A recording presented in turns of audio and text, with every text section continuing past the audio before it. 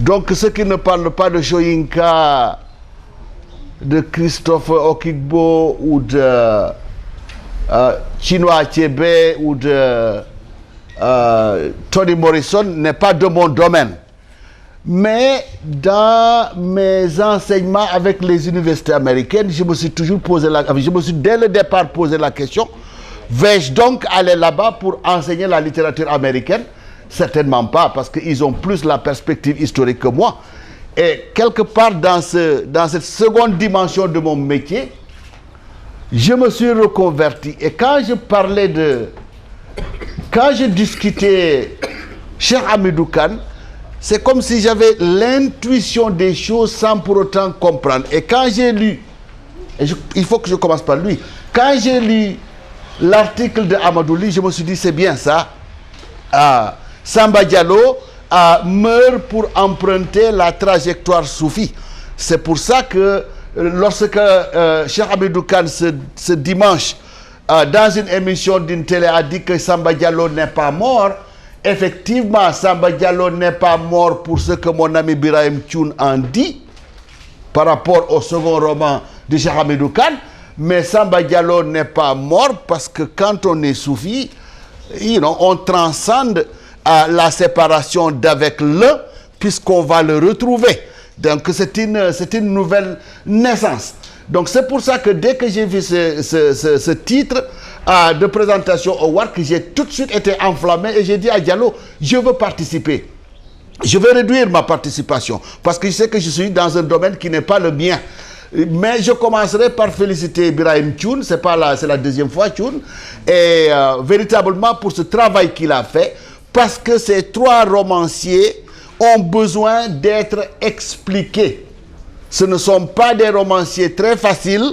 Il faudrait donc que pour que le public sénégalais, en particulier les étudiants et les élèves puissent les comprendre, qu'ils aient, si vous voulez, un bréviaire comme le vôtre, Thioune. Vous faites vraiment, vous êtes non seulement un chercheur, mais vous donnez un exemple d'un bon enseignant qui cherche à rendre les choses, les essences rendues visibles, à arriver à mieux les expliquer, parce que le roman, c'est ça, les essences rendues visibles.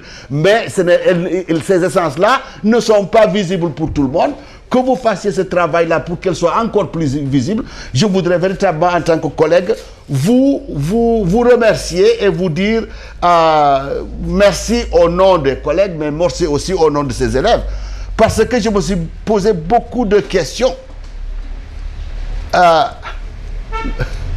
Le maître dans son cynisme là dit à la population en riant un peu, dites-leur qu'ils sont des courges.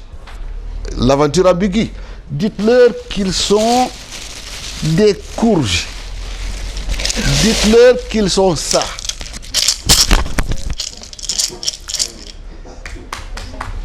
J'ai amené ça par besoin de pédagogie puisqu'il explique.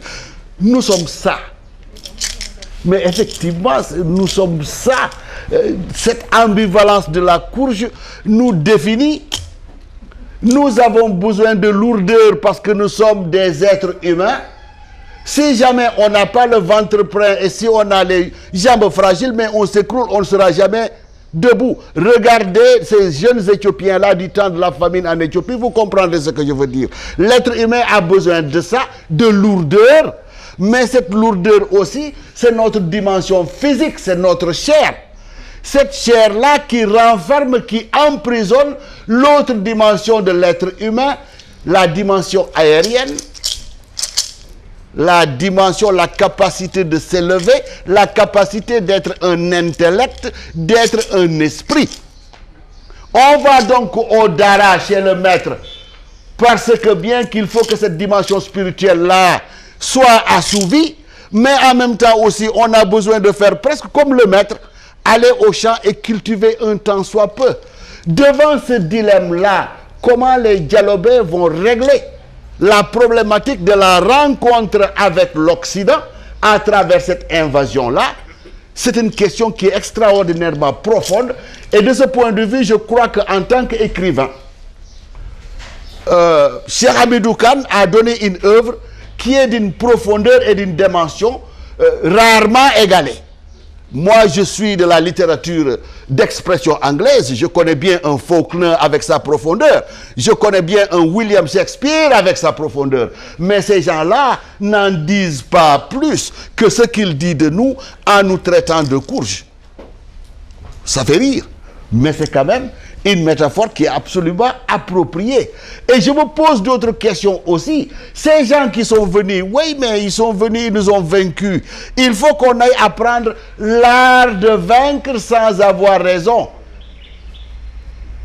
Ils n'ont pas raison. Dans un premier temps, dis-moi, ils n'ont pas raison parce qu'il y a le droit du premier occupant. Les Dialobais ont toujours occupé cette terre-là. Ceux qui viennent de France et les trouvent n'ont donc pas raison parce qu'ils ne sont pas the first settlers. Mais ça ne serait pas là, j'ai l'impression. Et c'est tout ça que vous voulez expliquer. Parce que les Dialobais ont toujours, de tout temps, été avec Dieu. Quand vous êtes avec Dieu, vous ne pouvez pas ne pas avoir raison. Regardez un peu les devises de beaucoup de pays. Dieu est mon droit. Ça, c'est la couronne britannique. Quand on est avec Dieu, assurément, on se dit qu'on a raison. Mais si vous avez raison et vous avez la raison de Dieu, qu'est-ce que les autres peuvent avoir pour vous vaincre? C'est ça tout le paradoxe. Et c'est ça tout le paradoxe qu'il faudra aller découvrir vers cette école-là. Ou alors, si vous n'y allez pas, il va falloir que vous vous remettiez en cause. C'est pour ça que aussi les Dialobais sont complètement confus. God has thou forsaken me. Ça, c'est Jésus-Christ qui l'a dit. Mais eux, soit ils ont abandonné Dieu, ou Dieu les a abandonnés. Tous les deux cas sont impossibles. Parce que c'est le suicide total. Donc il faut aller à l'école. Alors, je ne veux pas trop loin.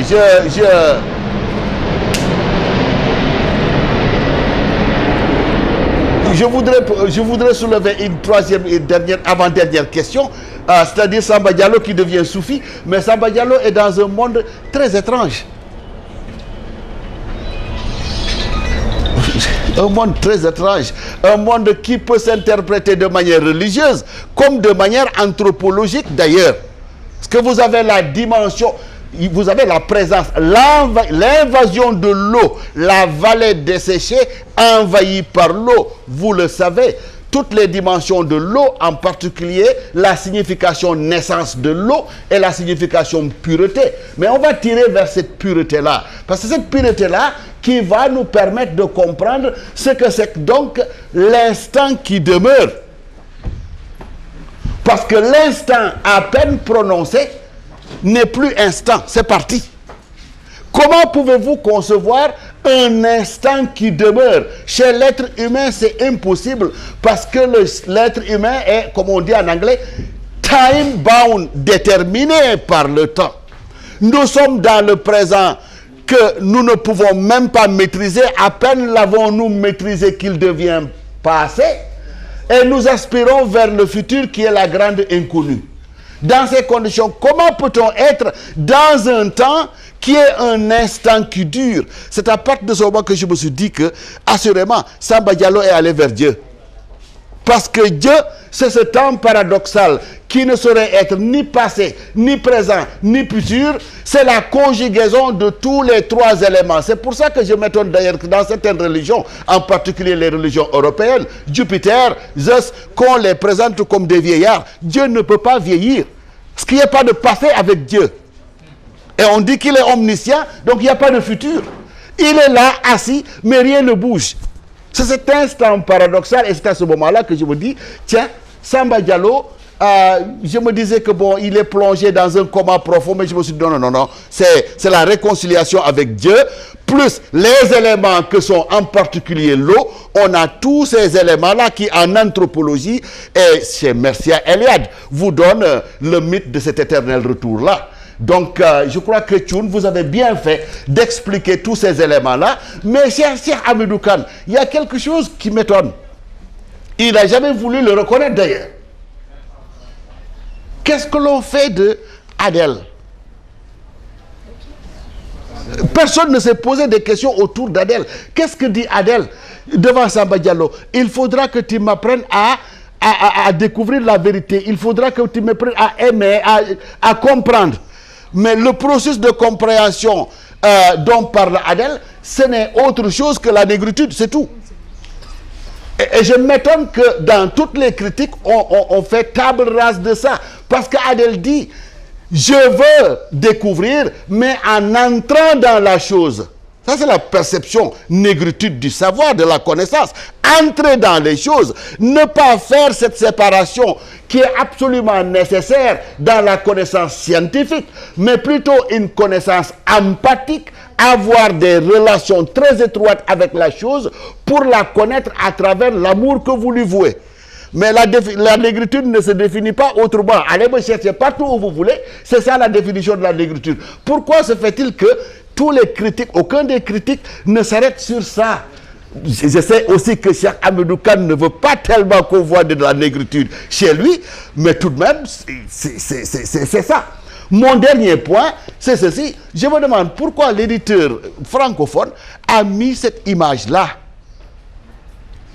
Les coris, le masque dans l'aventure ambiguë. Je crois que la version anglaise rend mieux l'aventure ambiguë. Parce que vous avez une couverture où vous avez des versets du Coran. C'est cette Afrique-là, c'est ce Sénégal-là dont parle Cheikh Hamidou Kane. À aucun moment, il n'est question de cette Afrique-là que l'on voit chez Tchinois Achebe, que l'on voit chez Wole Soyinka, mais que l'on ne voit nulle part chez Cheikh Hamidou Kane. Et pendant des décennies et des décennies, on a eu ce livre-là comme ça, et personne ne s'est offusqué de ça. Ce n'est pas cette Afrique-là. Cette Afrique n'apparaît nulle part. À part la préface de Vincent Monteil. Mais enlevez cette préface-là, tout ce que vous avez, c'est l'Afrique islamisée depuis le Xe siècle et qui, au nom de l'islam, essaie de combattre ou essaie de combattre ou de comprendre l'invasion française qui est une énigme.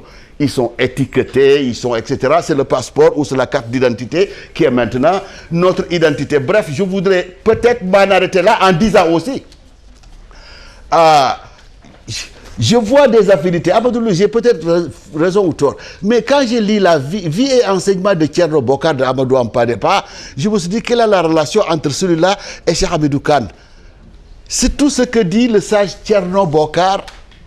Est-ce qu'on ne trouve pas le maître dans tout ce qu'il dit? Ne trouve pas ça dans le sage Thierno Bokar, surtout au niveau de l'interprétation de la connaissance et de la vraie connaissance, et au niveau de l'interprétation de la vraie religion. La différence entre ce qu'ils appellent tahlid et ijtihad, un sérère qui fait de l'arabe, Amadouli, c'était très intéressant. Et je me disais que bon, peut-être le Maoudo Cheikh Hamidou Kane serait là pour que je lui repose encore cette question-là. Écoutez, je voudrais bien continuer, mais il faudrait que je m'arrête là. Ce n'est pas mon domaine, je ne suis pas un spécialiste. Je vous remercie de m'avoir donné cette occasion. Et qu'Amadouli me permette de faire ce que je ne fais pas souvent, je le fais toujours après, mais qu'il me permette quand même. C'est une sorte d'interlude. Alors, le warg s'associe à ce que Amadouli a dit par rapport